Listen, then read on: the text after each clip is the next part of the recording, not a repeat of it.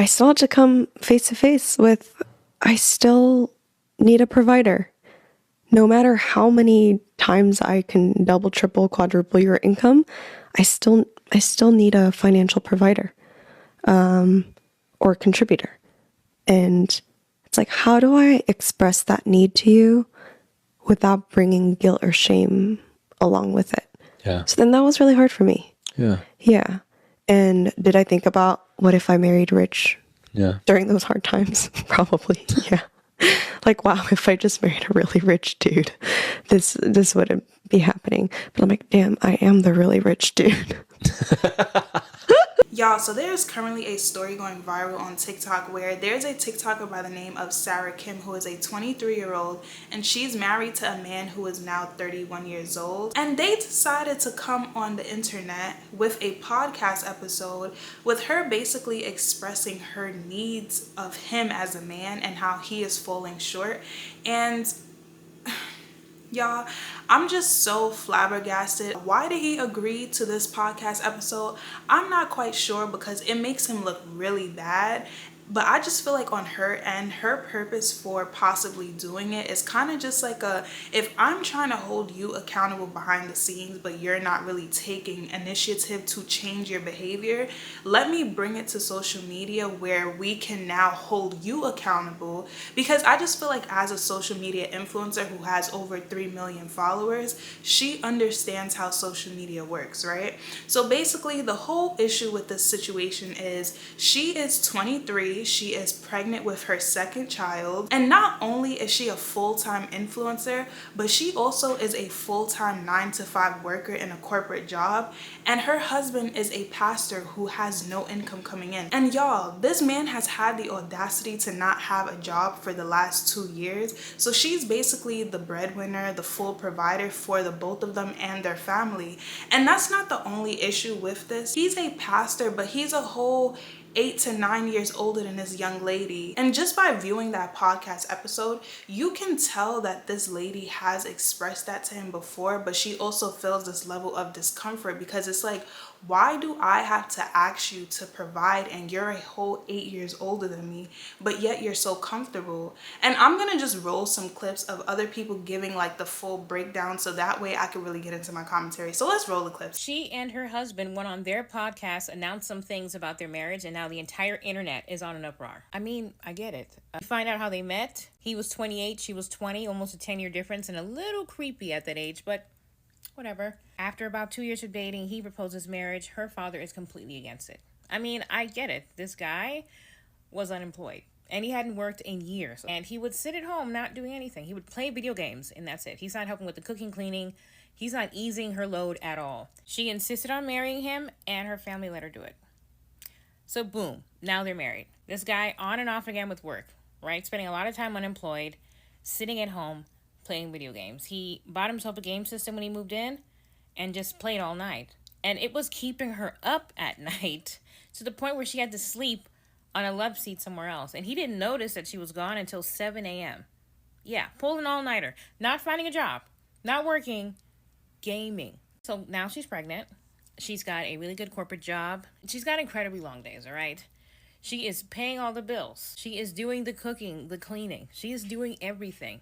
And then there's her husband. He's not a provider. He's not a partner. He's a gamer child. And he lets her take care of everything by herself. And it's upsetting the entire internet. She's got a huge platform. She's got millions of followers, and we all want to see the best for her. She comes from the sweetest family ever. Her mom and dad, oh my God, so lovely. How did she end up in this relationship? Will we ever know? I don't know.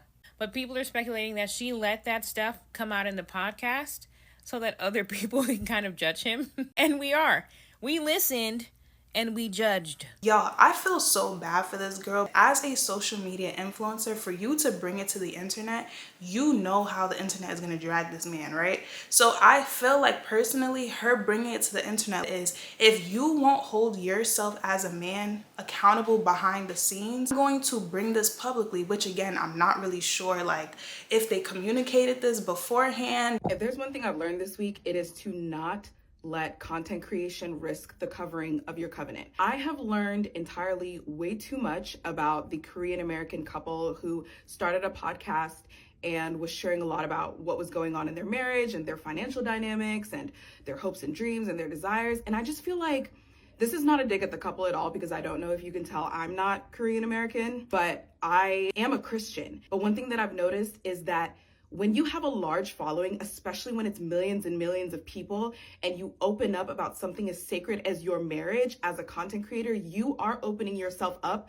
to the voices, the opinions, and the feedback of millions and millions and millions of people. And marriage is such a sacred and like God-honoring thing that it's not something that millions and millions and millions of people should have an opinion about. But when we don't use wisdom and discernment to determine what we should share or how much we should share and how much we shouldn't share, this is kind of the feedback or the pushback that happens when we say something that doesn't align with the thoughts, feelings, and opinions of millions and millions and millions of people. And I don't know, what the Lord has told this couple to share. I don't even know them personally. I actually started following Sarah last month. So to see how quickly social media can turn on you was insane to me. So when I myself listened to the podcast, I was like, okay, this is just a case where like a couple was maybe a little too vulnerable with what they were sharing about their marriage. And the problem is there's nothing wrong with being vulnerable. I actually think vulnerability is a superpower, and it is very much needed, especially in this like picture perfect content media creation world. However, I believe that there's a difference between sharing a testimony and sharing what it is that you guys are still currently dealing with.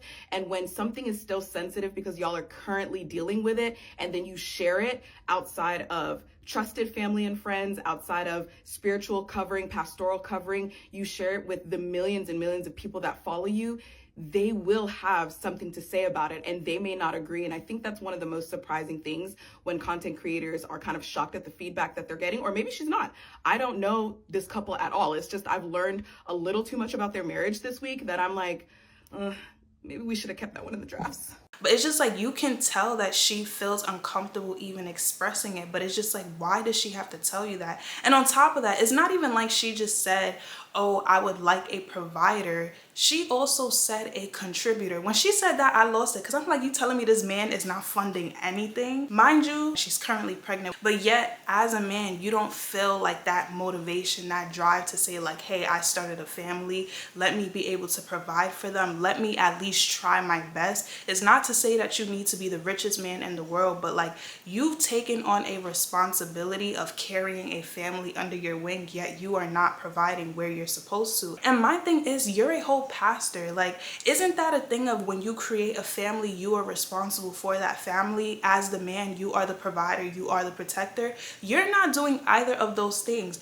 You're not providing for her financially. You're not protecting her mentally, emotionally, because it's just like this woman is expressing to you where she needs you to pull your weight, and you kind of seem a little lackluster about it. Like you're not really, it's kind of like you're not taking it as serious as you're supposed to. Like me watching that clip from the episode, I was just like, if I'm expressing to you how I'm feeling this burden of you not pulling your weight, but yet you're kind of like giggling or like, got a little smile on your face, don't be smiling, because nothing's funny. Like, sir, I'm telling you, I'm stressed. And then on top of that, I feel like his response, and yes, I understand, like people have different experiences just growing up and things like that. So he has expressed that he grew up within poverty and he never really had that mindset to want more, and he was just comfortable with what he had. Yeah.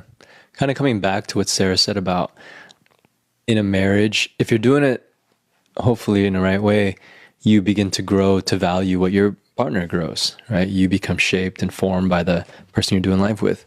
And some of the financial stress that we had, it came from just a different background and like what's important. So just to give paint a picture, I kind of always financially struggled since I was little. Like my family was not well off. We didn't have a lot of money. And then I picked a career where like kind of in that nonprofit Christian world, you don't make a lot of money, but you're not in it for the money. And so I was used to just being poor, just barely making it, just getting by. And so my bar for what feels financially secure is extremely low. Like, hey, I can pay rent next month. We good, right? I'm stressed out from hearing that. Yeah, and then for Sarah, she's thinking about retirement, right? Like she's I was early thinking about 20s, our non-existent baby's college tuition, actually. yeah, she's thinking about, are we going to be able to like leave enough for our children to be able to live I well? was not pregnant. What are you talking about? They're going to work too, you know? Yeah, and my background, I don't come from a well-off, wealthy family, but as long as I can remember, we were provided for. Like I never had to worry about money. Obviously, I always knew my parents wanted to do the most to save the most, but that's Yeah. like also just like Asian culture. But yeah, my dad very much financially provided for our family, sent both my brother and I to a private university. We don't know where he got his funds from. We really don't. But clearly saved plenty enough for us to go to college. And then ever since high school, I've always worked a part-time job. And so anything I wanted to do, I was able to fund with the money that I made. And so even throughout college, I've always worked. After college, I've worked.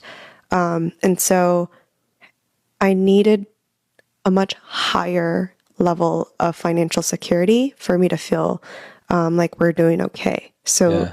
say my bar is up here, Andrew's bar is down here, and that gap of feeling secure financially was what caused a lot of tension. Yeah. Yeah. Yeah. But also with him becoming a pastor, it's just like he expressed how he's done it because it's something that he genuinely wanted to do out of his heart, but not really considering the whole financial aspect. But like I said, you need money to survive in this world, right? And it's not to say, of course, God is going to provide where God will provide, but it's still like you have to do your part as a person to create those avenues for you to make money. But it's just like, sir, you seem real comfortable. Like you've literally been eating off of this woman, and it's sad because it's like you're 31 and she's 23. And I just feel like, were you looking at her as your meal ticket? She wasn't at the time, by the way. No, not when you Not were. when we got married No, and stuff. I was getting paid pennies at PwC. Yeah. Hourly. But I would say because I was an accounting major, because money makes a lot of sense to me, and I believe that financial literacy is really important. I'm really passionate about it. Naturally, I started managing our money. And also like if I'm the one bringing in money and also paying bills, like naturally I see the way it flows. I want to make sure we have enough in our retirement. I want to make sure we have constant investments and savings. What are our financial goals and etc. And now we have a baby coming too. And so even more planning. But I think it's very important, and it was made even more clear when we finally got a financial advisor like about a year ago. And I believe we were going to set up our like follow-up meeting with her. She's amazing. And she was like, hey, are you guys free next Wednesday? And Andrew was like, I'm not free, but that's okay. You guys go ahead and meet without me.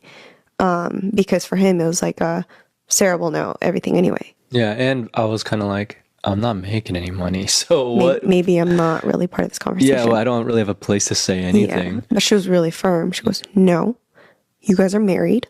This is your finances, and you both need to be aware of what's going on and make decisions together. So let's find a time where you're both available.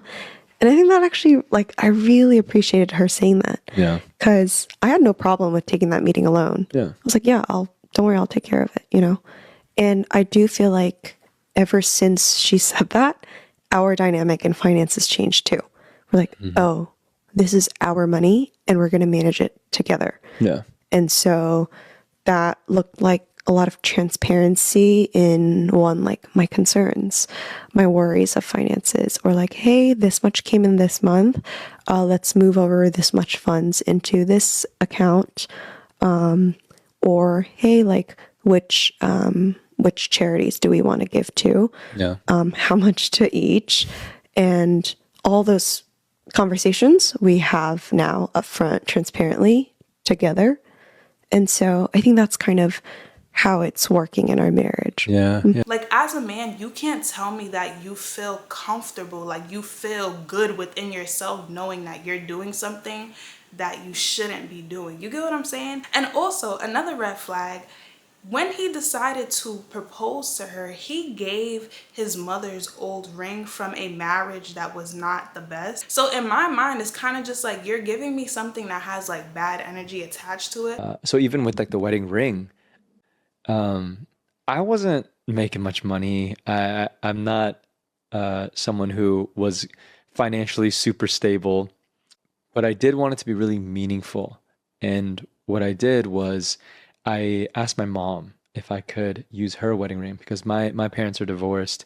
They had a painful ending to their marriage, and that's always kind of been something that has been a bit of a gray cloud over me.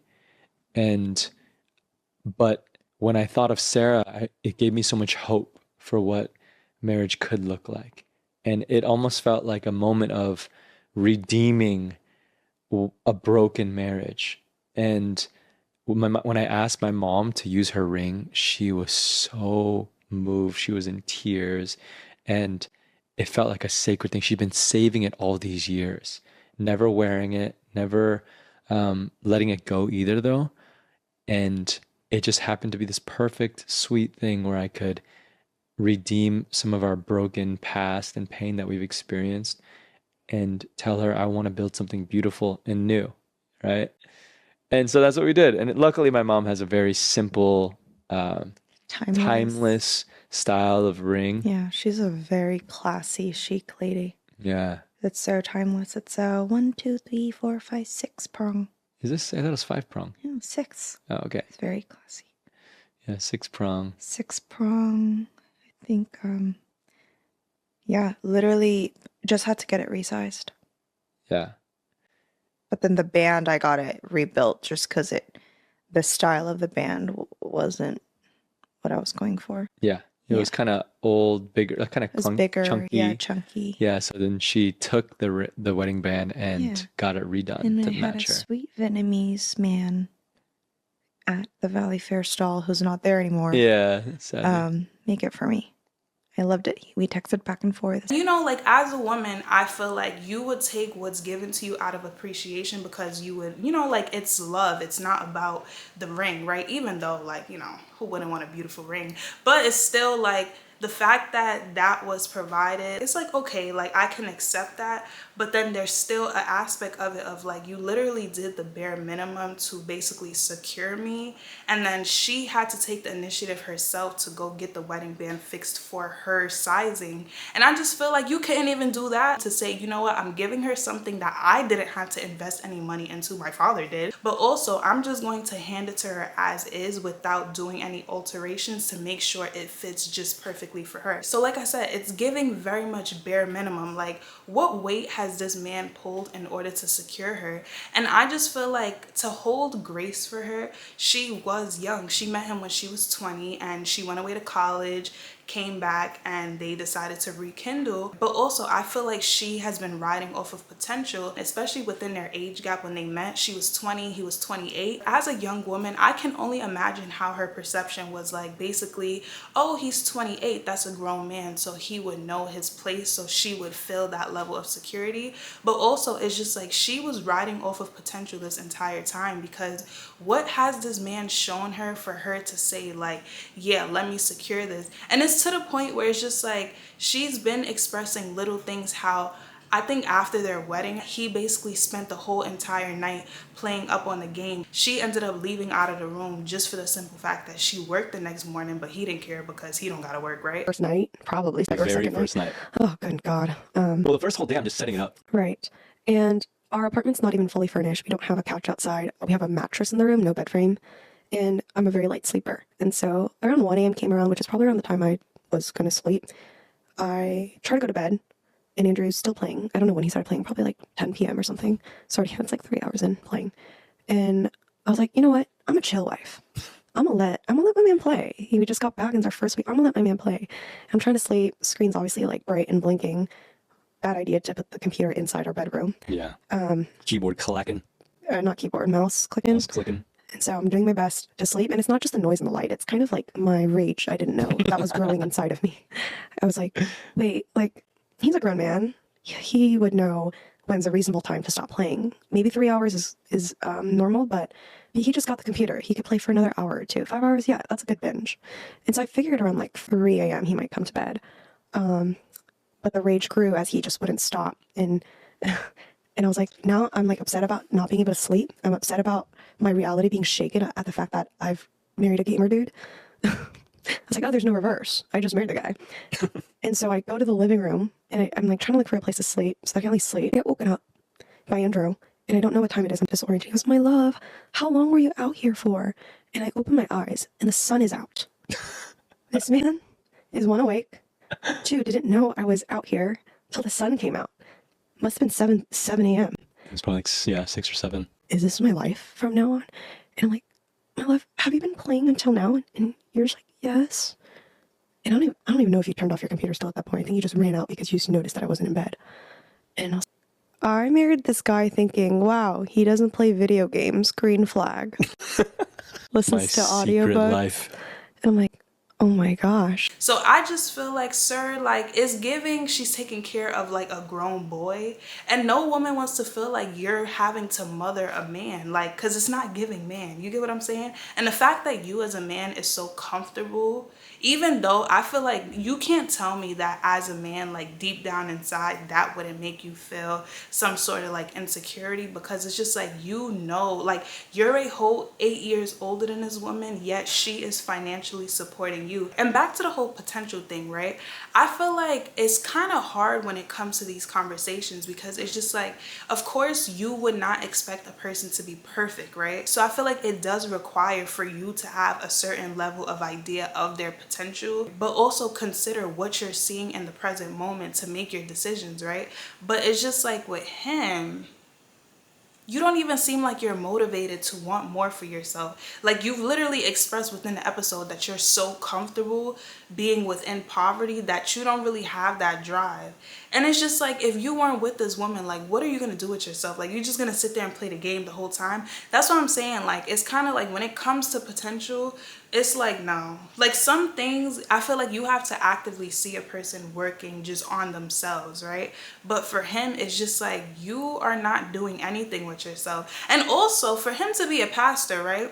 Why is there a clip of him basically talking about his wife on the stage and how she basically embarrasses him because his Korean isn't fluent while he's trying to like learn how to speak it? Which I can understand that, because like I've had my own personal experiences with me trying to like sharpen my own language, and you know, like people kind of not giving me that space to grow into it. So I can definitely understand that. But like, for you to take it to work for you to take it there and talk about it publicly and refer to her as the person in my house, as if, you know, like that's not your wife.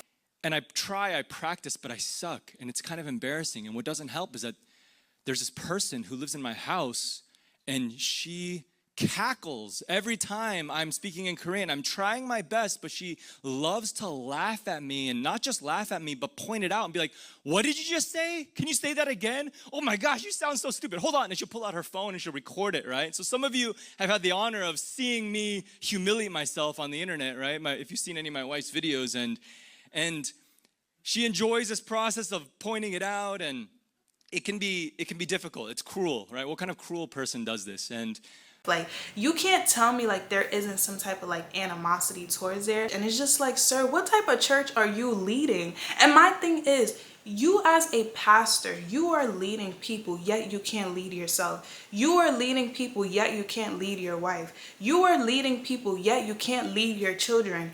Why are you a leader if you cannot even show up for yourself? And that's the part where it's just like, sir, what church are you leading? Because them people, if I were them, I would run, because you're not going to be leading me. if we psychoanalyze 4-year-old Andrew a tiny bit, he wants to feel smart. Right? He wants to feel seen. He likes feeling like he knows things. He likes feeling, it makes him feel important. It makes him feel good, right? And those are all kind of cute things when you're little kids, like, oh, I told you so. Oh yeah, you are right, you're so smart, and that's cute. Right, but what does that grow up to look like? What does I told you so grow up to look like? It looks like becoming a pastor so you can tell people what to do, right? It's not giving pastor. It's giving this a therapy session and I want to talk about me.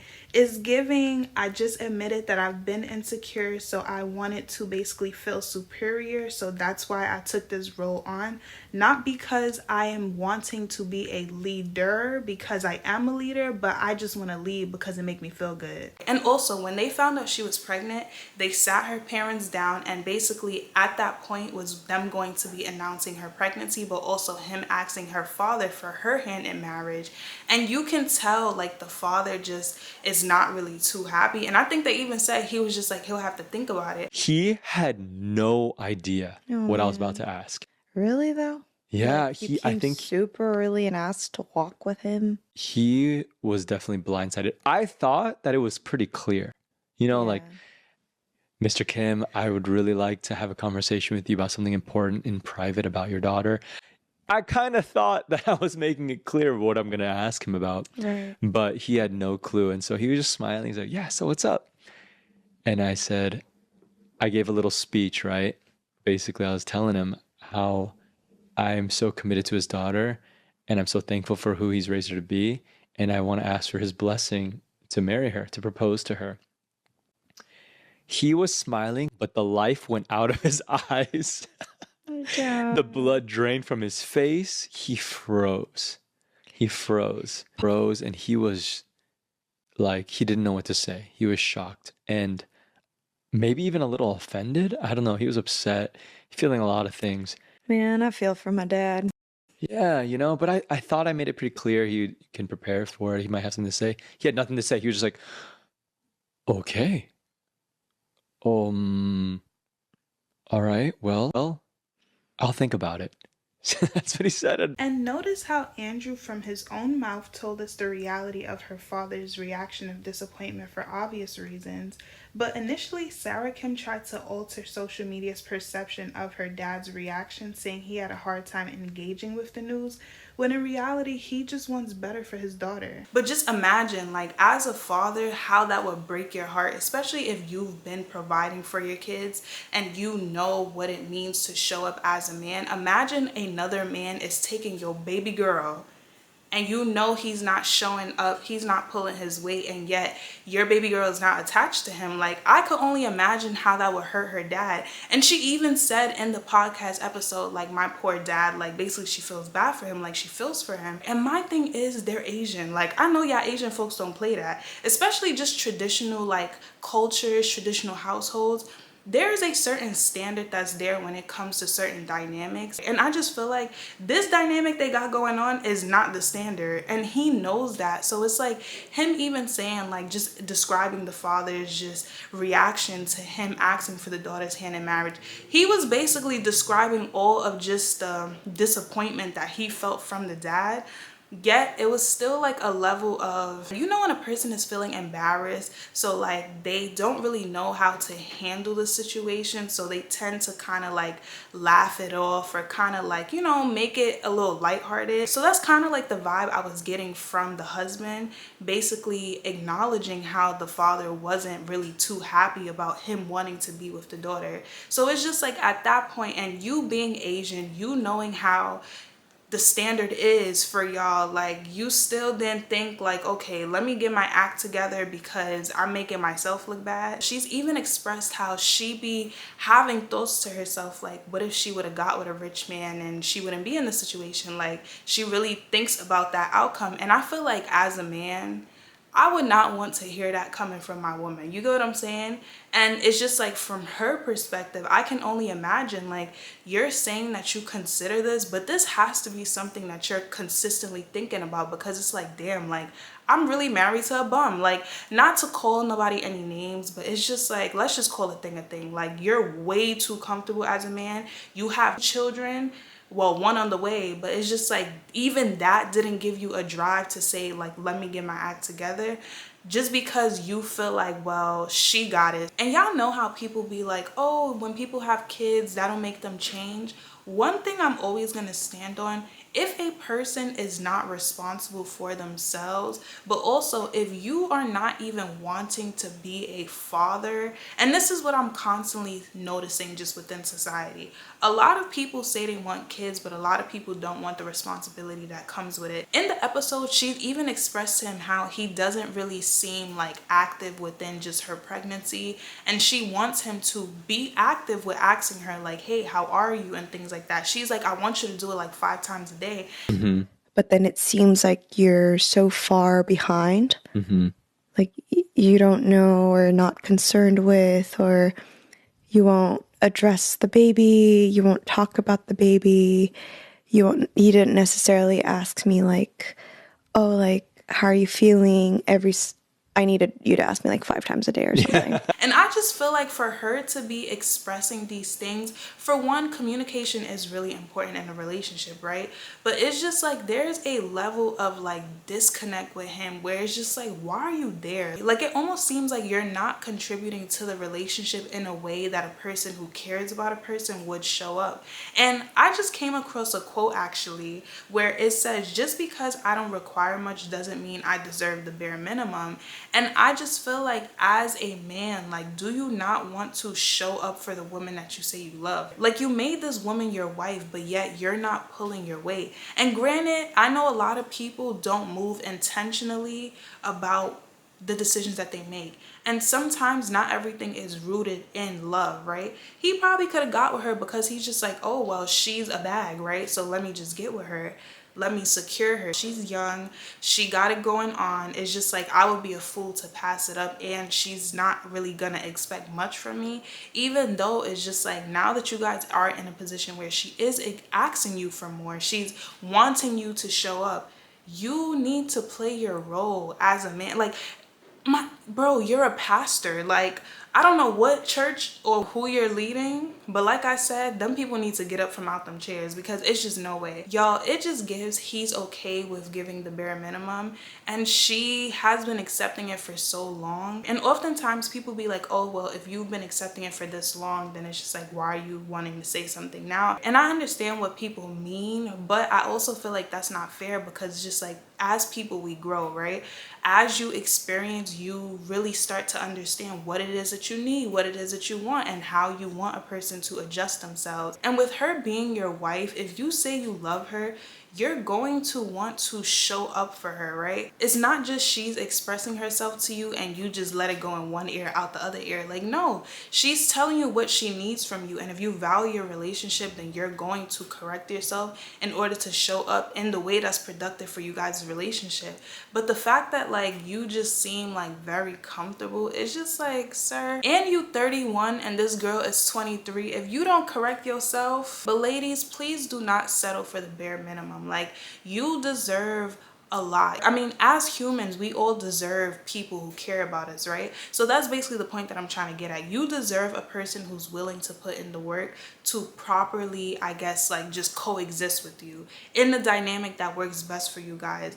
Don't settle just because you feel like you need to settle. And there are some women who, just because they are financially providing, in their mind it's kind of just like, well, he's here and I don't have to worry about him going to do anything else because I got him here and he's depending on me. Some women are okay with that, but I feel like there's a level of like insecurity rooted in that, because it's just like you have this level of dominance that you feel that you have over this man, so you feel like your money can control him. And I just still feel like, why would you want to be with a bum? Like, no offense, but like, why would you want to be with a bum? Like, you could do so much better. You can be with a person who is willing to put in the work to have you, to keep you, to be, you know, like make you feel good as a woman. But like, to say you're just gonna settle just to settle, it's really not worth it. Listen, I don't care what nobody says. You cannot villainize being single if it means you are at peace. You should always feel comfortable in your default of being by yourself, right?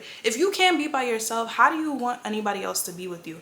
Be comfortable with being by yourself, grow, learn yourself, gain experiences, upgrade your mindset so that you can attract better. But to say that you just feel like you need to just settle for like literally the bare minimum, I promise you it's not worth it. And sometimes going based off of potential, only works if you see a person actively working towards that. But if you're going based off of potential on a person who is not showing you any signs of them working towards that, you're wasting your time.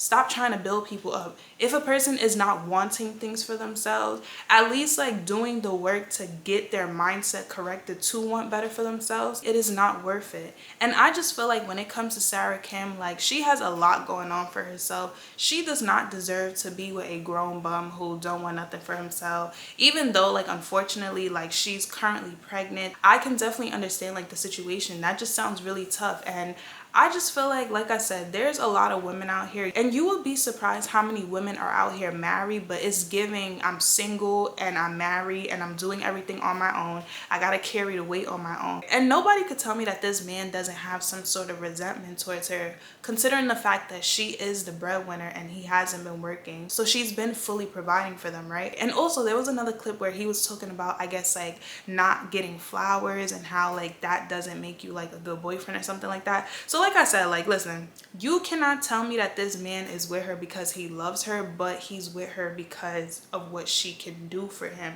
That's what it's giving. And he knows deep down inside, listen, it could even be on the surface. He knows that he's not pulling his weight, and he knows that she is doubting him. And it's just like, I feel like he kind of probably just felt like, well, she's young, like I can get away with doing the bare minimum. Because it's just like at your age, like for you to go after, don't get me wrong, like 20, 28, I just still feel like, could you not pull someone like around your age? Honestly, when it comes to their relationship, like it just really was not a good look for them to bring this on the internet. But like I said, I feel like she decided to do this kind of like a cry for help, but also like, listen, I'm about to have the internet hold you accountable. And the fact that he's also expressed how she's basically brought him online in ways that embarrassed him, he knows as a man this is going to make him look even worse. And I can only imagine how their relationship dynamic would be after all of everyone's opinion online comes into play, because it's just like he knows he's not pulling his weight. She knows that she could be doing way better, and it's just not going to be good. And I feel like honestly, like this probably wasn't the best move, unless this was her like checkmate, like listen, I'm out of here after this, because I just don't see how you can bring this online and say that like the person that you care about, you're going to embarrass them online. But honestly, I can't see how their relationship can thrive from here, because it's just like, it's two people who you guys are not equally yoked, and it's just not looking good. Y'all, she just made an update video, and I don't know, it's giving trying to save face again, and I feel bad. I took this past week to unplug because my top priority is to protect the peace and the health of my family.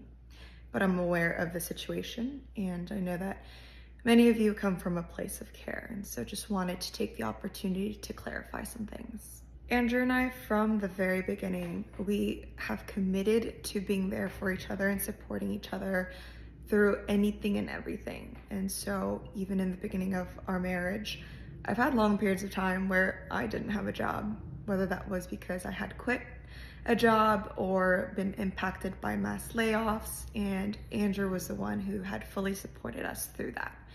And so in the season where Andrew's in between jobs, I am more than happy to stand by him. And even through this transition, he did everything that he could to make sure that we're taken care of, whether that's from picking up part-time jobs, freelance gigs, helping me with all the back end of my social media platforms, and along with finishing his master's. And right now he's working a full-time job that he very much loves, which I love for him. And it's already come with so many blessings. And the biggest one being us being able to move into this house where we get to start our new family. About the joke that he told before starting his sermon, I want everyone to know that we have so much care and respect for one another, and especially because we both have public-facing platforms. For me, it'd be online, and then for him, it's the church. We have a system that we set in place quite some time ago where we will always run things by each other, especially if we're going to be talking about each other or showing each other.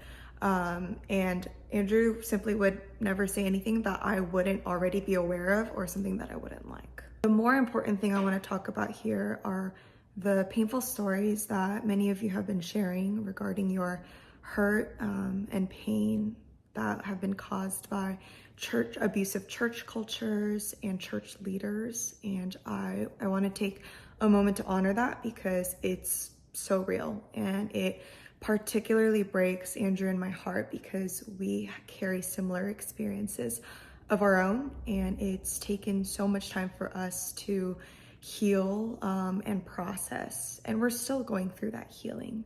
And we're grateful to have found a church where we feel safe enough to at least continue that healing.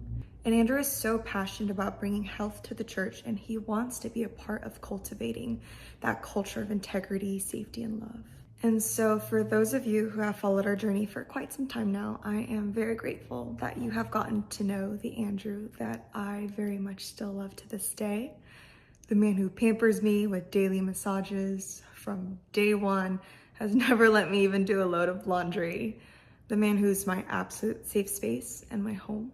And I cannot imagine having anyone else be my husband and the father of my future child. I care so much about people being celebrated for truly who they are, and I wouldn't want anyone else to have to experience their life or even their loved ones to be misrepresented.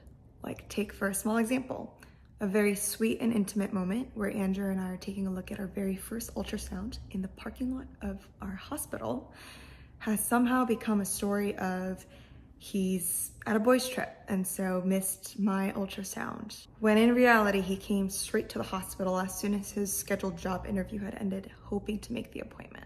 Social media can only capture fractions of my whole life. And as much as I want to continue sharing these sweet moments, I do, after this experience, have a much clearer sense of what I do want to share with the public and what I will be keeping to myself in private.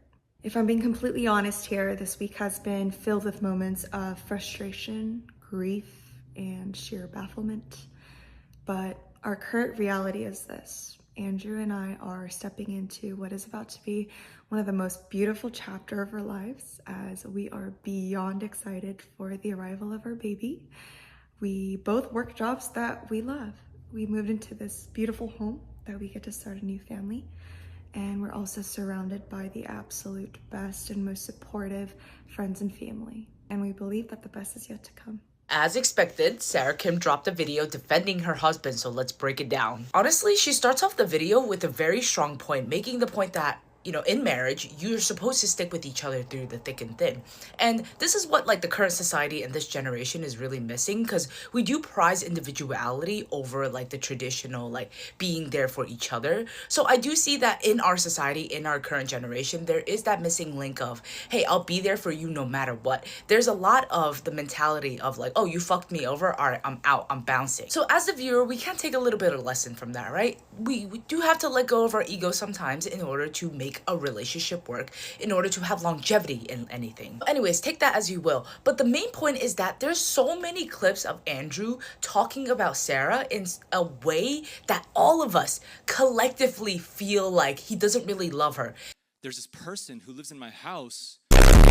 Now, as Asians born in America, even the ones overseas, Asian culture, we just don't emphasize emotional expression or any form of expression in general. So we don't wear emotions on our faces, right? That's just been taught to us from the very beginning.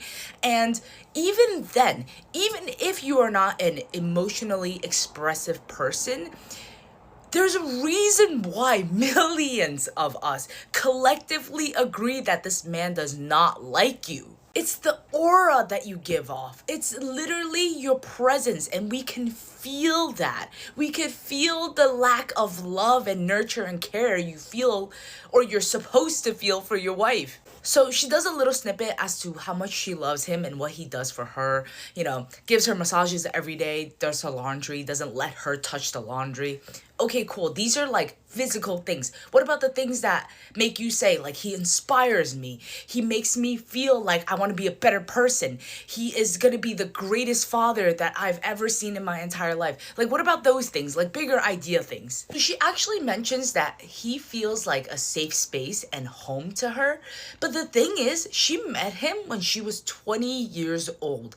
Her frontal lobe was not developed. So her identity is pretty much tied to her relationship with him. Her development, like her character and what she aspires to be, he had so much like voices in her head when it comes to that stage of her life. So it's like, it's a little fucked up. It's kind of really fucked up because if he has treated her with like 50% love, subpar love, then that she thinks that that's like 100%. She thinks that that's all she's ever gonna get out of life because she's been with him since basically like when her brain is at like a fetus stage, when it's still developing, when it's still growing. And it's so sad because it didn't even grow into its fullest potential. Now, this is what's actually insane. Even if she realizes like, okay, something feels off, something feels wrong, the culture has encompassed her so much that she can't break free, right? She's Christian, Korean, traditional. Now, think, if she wanted to get a divorce, hell fucking no. That's like one of the worst sins that you could do in like Asian culture. Okay, forget like the church and Korean culture. At the base level, like the Asian culture to get a divorce is like, it's just fucking crazy work to even like think about. I think the lesson here for her is that she has to realize that she could be loved so much better because we see that for her, but she has to be able to see it herself in order to accept that into her life. So it's kind of giving like, don't save her. She don't want to be saved. Like, we can't do anything about it. Unfortunately, this is her journey and we're just here to witness, okay? I want to leave you guys with this. If you guys feel some type of way about the situation where you feel a sense of injustice or you feel passionate about this topic, it's an initiation for you to be in your authentic self, right? How can you use this situation to apply it into your own life? What structures and systems and belief systems that you need to get rid of before you get to a point like this, right? We could use her as an example of like, look, she has neglected herself and her own authenticity to a point where she lost herself and everybody else sees it for her except herself. So take this as a lesson for yourself to kind of dissolve any systems and structures that you no longer, any systems and structures that you're not aligned with, and just get out when you can. Get out now before it's too late. And honestly, it's so unfortunate how many women are actually in situations like these, because it's just like you decided to get with a man who is a liability versus an asset, a man who basically is not pulling his weight to where you are having to handle everything yourself. You're having to handle the household, you're having to contribute financially, you're having to handle the kids without much help. And it's just like, that's not fair. Like, do you know how many women are married who have a man that they are linked to, yet that man is, it's almost like you're just there just to be there. And a lot of women also feel like their man is almost like they have like an extra child on their hands, and that just should not be the life that any woman wants for herself or even subjects herself to. Like, the amount of women who are married but yet it gives like, I'm a single mother, I'm a single woman, I'm having to handle all these responsibilities on my own, all these burdens, and you have a man in your life and he's not showing up for you in the way that he should. It's kind of just like, why is he there? There is nothing wrong with being single. Like, you don't need to tie yourself to a man just because you're so desperate for a man, or just because you feel like you can't do any better. If something does not feel good to you in the moment, it's okay to walk away. It's okay to say, hey, I value myself enough to know that I deserve better than what you're giving me, and not feeling guilty about it, or not feeling like you have to fix a person just for you to say that you have a man in your life. Like, in my opinion, it's not worth being in a relationship if that person is not coming into your life and being fruitful. You get what I'm saying? Like, if you're not an asset in my life, and we're not even just talking about financially, right? Of course, like, you will want a man to provide for you and just show up in that way. But I just also feel like, don't ever neglect the emotional aspect, the mental aspect, the spiritual aspect, the physical aspect. Like, there are different things that you as a person need, that you should want for yourself to add value to you, and you shouldn't compromise on that just for the sake of having a person there. Like I said, there are so many women where they are having to pull the financial weight because their man is lacking. When it comes to raising their kids, the man is treating the kids like just like play toys. You get what I'm saying? Or like they're not really pouring into them. They're not really guiding them. They're not really nurturing them to grow into the person that they are. So the mother has to take that responsibility on. And then you're also telling me on top of that, like, he's not contributing to the household. So he's not really pulling his weight when it comes to chores and cooking and things like that. You as a woman, you have to do all of that. And then on top of that, the man is demanding coochie from you and you're giving it to him?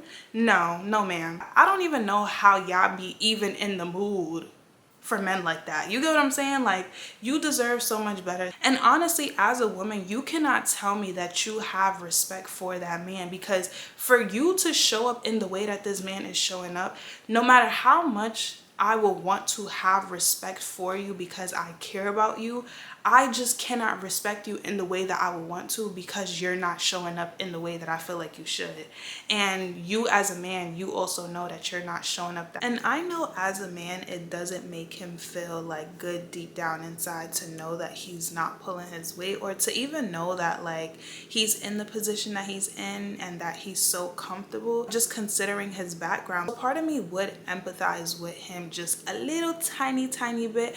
But then again, all of that goes out of the window when I can't even have respect for how you are showing up, considering that you have created a family and that still hasn't given you some type of drive to want to show up and to want to put your best foot forward because you have responsibilities. Like, at that point, there really is no excuse, you know? Like, it's kind of just like, I'm not gonna lie, it's kind of pathetic, but I'm not trying to like step on a person while they're already down. But I'm not gonna lie, it is hard to have respect for a man in that type of situation. You get what I'm saying? Like, I don't think that a guy has to be like this rich person and have to have everything together and everything figured out, because the reality is like none of us are perfect. And if you are in a space where you're already where you want to be, then that's great, right? But I feel like when it comes to this whole idea of like potential, I think there's a difference between like seeing where a person could be because they're actually putting effort behind it versus seeing something for a person and they don't want better for themselves.